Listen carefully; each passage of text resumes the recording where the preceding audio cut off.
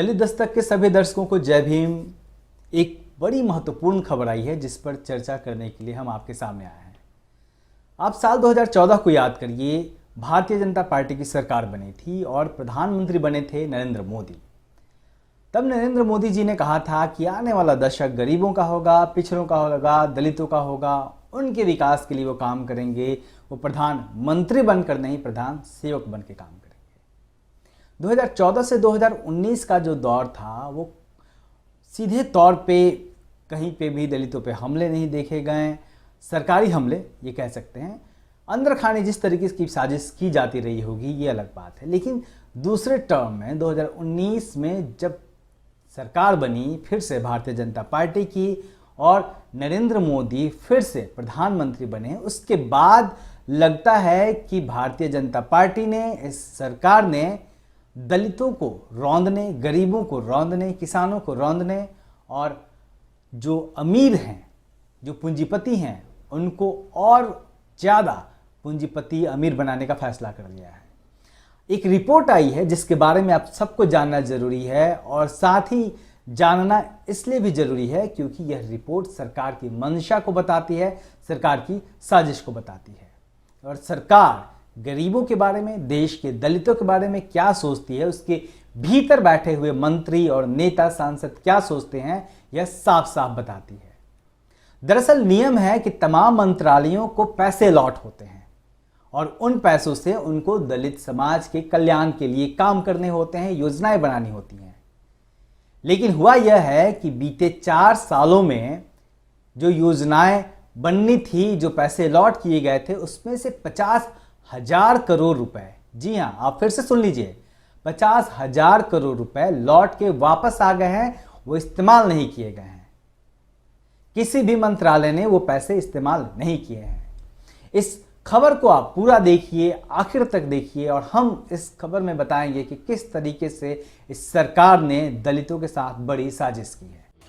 जो आंकड़े सामने आए हैं वह बताते हैं कि साल 2017-18 से लेकर साल 2020-21 के दौरान अनुसूचित जाति के कल्याण के लिए 2.6 लाख करोड़ रुपए आवंटित किए गए थे।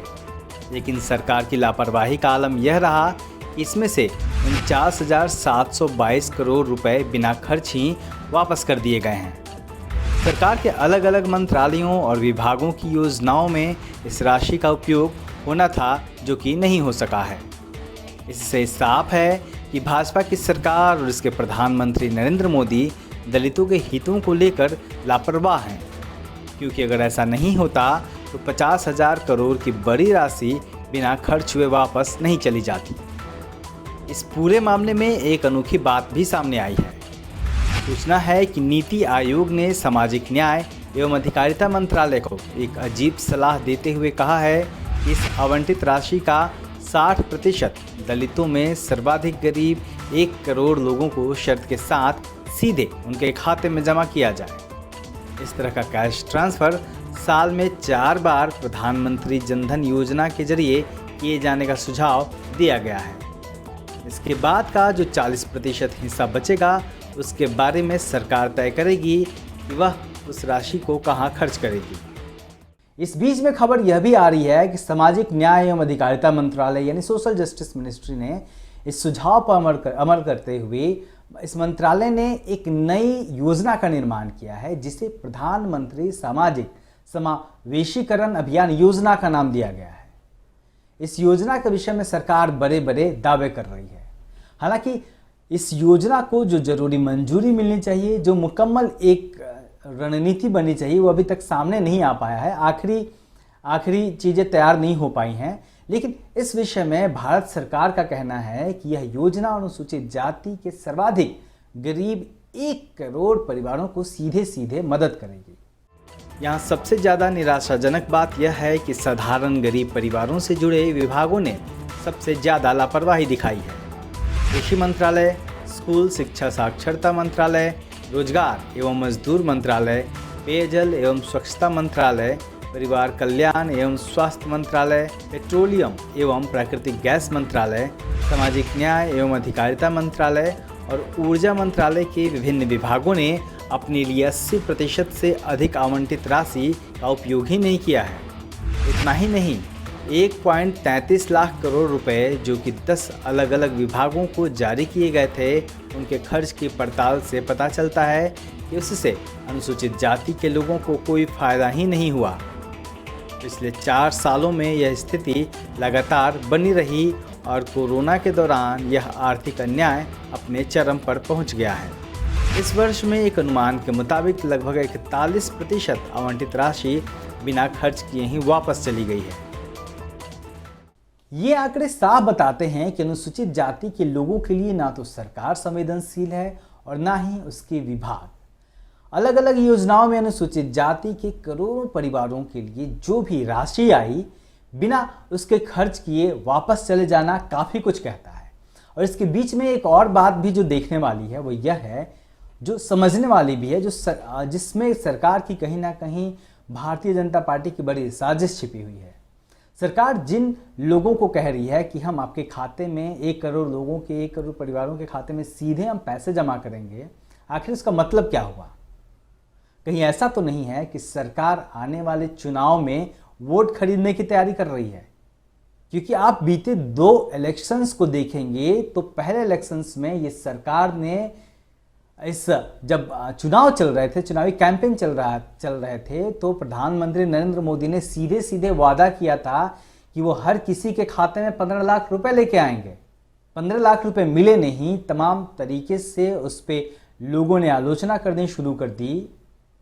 तब जाके सरकार को आखिरकार मानना पड़ा कि वो चुनावी जुमला था। इसके बाद जो इलेक्शन हुए 2019 में, उसमें उस समय जिस तरीके से स्ट्राइक हुआ, जिस तरीके से तमाम घटनाएं हुई पाकिस्तान वाली, आखिरी वक्त में चुनाव के दौरान, चुनाव के समय जिस तरीके से घटनाएं हुई, उसने सारी बाजी पलट के रख दी।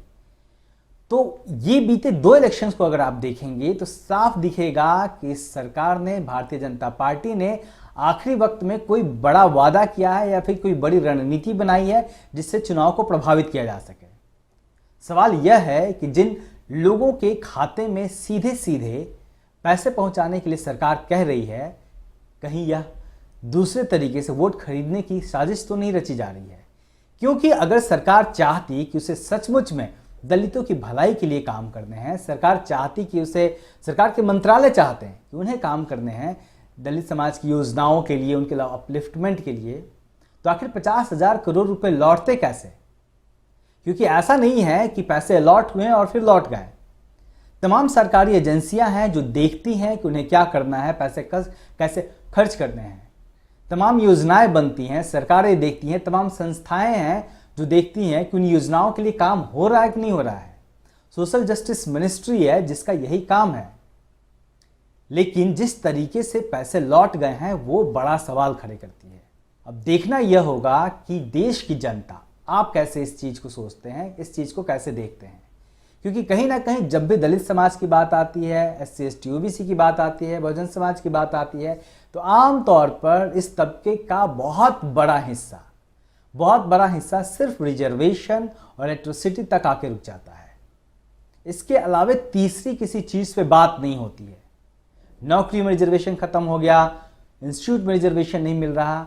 इसके अलावे भी जो इस तरीके से सरकारी योजनाओं में आर्थिक धांधली होती है, जिसके बारे में देश के तमाम लोग समझ नहीं पाते हैं, उस पर भी अब वक्त आ गया है कि उसके बारे में भी सोचा जाए।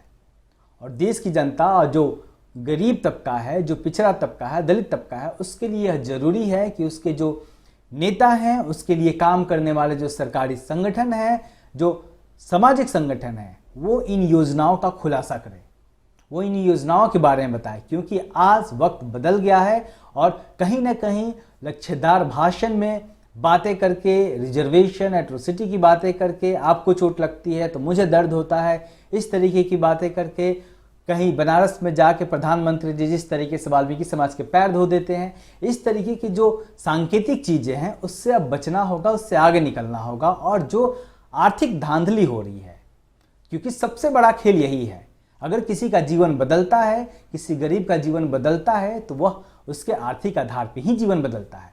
अगर रिजर्वेशन ने किसी का जीवन बदला है तो इसलिए बदला है क्योंकि रिजर्वेशन के बूते लोग नौकरी में आए, नौकरी से पैसे मिले और पैसे से आर्थिक स्थिति ठीक हुई, तब जाके उसका जीवन बदला।